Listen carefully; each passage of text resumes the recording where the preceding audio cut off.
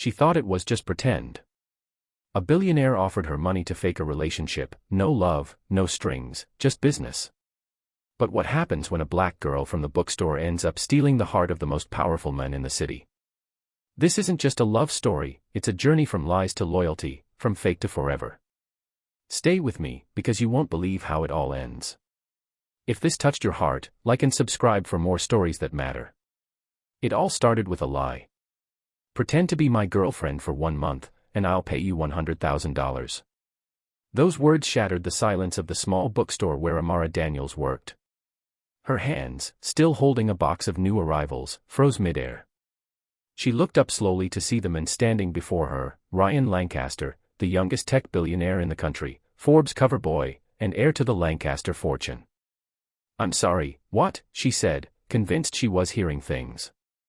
Ryan leaned on the counter, calm and composed, like he was proposing a new business deal, not asking a stranger to fake date him. "I know how it sounds, but I'm serious.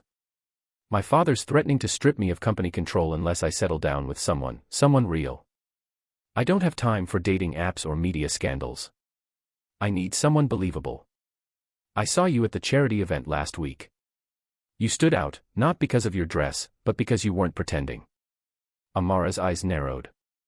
"You're offering to pay me to lie?" "To act," he corrected, "and you'll be paid well for it.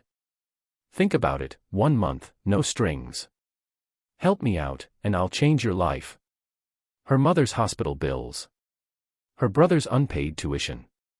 Her own dreams on hold. Amara stared at him, heart pounding. She didn't trust billionaires, but she was drowning, and this was the rope. She extended her hand. "Fine. But 1 month. And no funny business." He grinned. "Deal."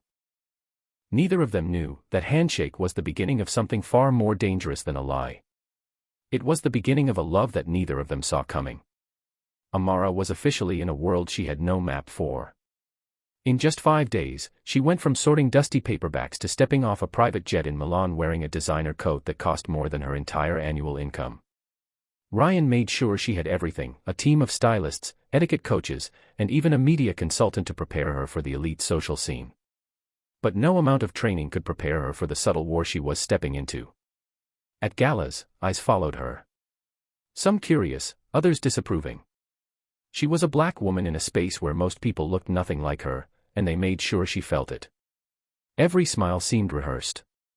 Every compliment felt laced with poison. Still, Amara held her head high. She wasn't going to shrink just because she didn't fit into their mold.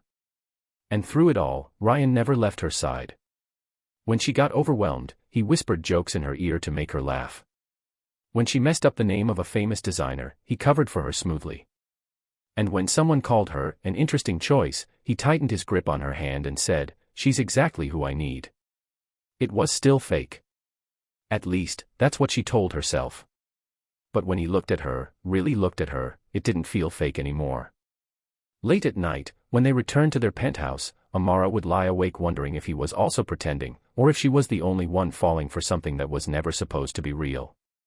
The line between acting and feeling blurred more with every passing day. What started as a transactional arrangement slowly became something else. Ryan began spending more time with her, not just in public, but in private. They would talk late into the night about childhood memories, secret fears, and the pressures of their very different worlds. Amara learned that Ryan wasn't the arrogant playboy the media painted him to be. He was a man haunted by expectations, constantly trying to prove himself to a father who never showed love without conditions. In return, Ryan saw her not as a charity case, but as a woman full of dreams, strength, and unapologetic honesty. One evening, while preparing for another dinner party, Ryan brought her a dress. It wasn't designer. It wasn't flashy. It was a soft blue silk gown, elegant and simple, just like her. "I thought this would be more you," he said, placing it gently in her hands. Amara stared at him. No one had ever noticed her preferences before, much less honored them.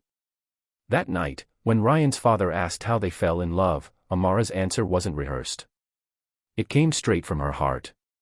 But that scared her more than anything. Because now, the lie was starting to feel like the truth.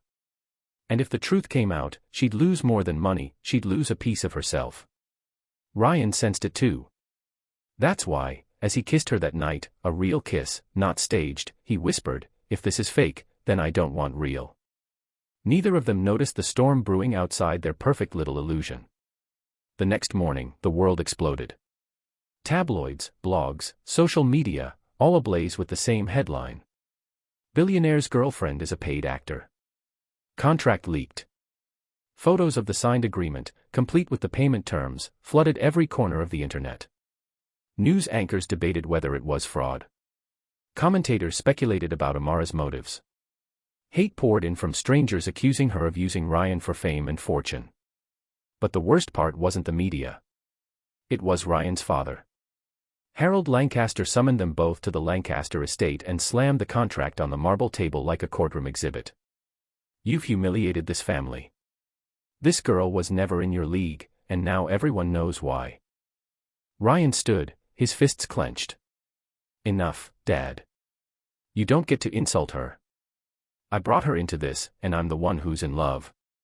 The word hung in the air. Love. Amara looked at him, stunned. "Ryan." He turned to her, eyes pleading. "I meant every moment. I don't care about the business. I care about you." But she couldn't breathe. The walls were closing in. The same people who praised her yesterday were now calling her a liar. "I never asked for this," she whispered. "I was just trying to help my family. This world, your world, it's not built for people like me." She left that night, before he could stop her. Took a cab back to her tiny apartment and turned off her phone. She'd fallen for the fantasy. But now, reality had come crashing in. And in reality, love didn't survive this kind of exposure. Months passed. The world moved on, chasing the next scandal. The media forgot. But Ryan didn't. He stepped down from the spotlight, passed major decisions to the board, and quietly searched for the one thing he couldn't replace, Amara. Meanwhile, she tried to go back to her old life. She returned to the bookstore, found peace in the quiet corners of literature, and ignored the lingering stares from those who still remembered the headlines. But no matter how hard she tried, she couldn't erase Ryan from her heart. One rainy Thursday evening, just as she was locking up, she turned to find him standing across the street, drenched, breathless, eyes full of the same fire she thought she'd imagined. "I never stopped looking for you," he said, stepping closer. Her heart ached. "Why?" "Because I realized something. My world isn't about boardrooms or billions. It's about the person who made it all feel worth something." He knelt in the puddles, pulling out a velvet box. Inside was a simple ring. No diamonds.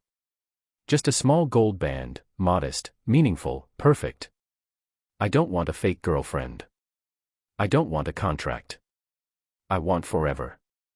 With you." Amara's eyes filled with tears.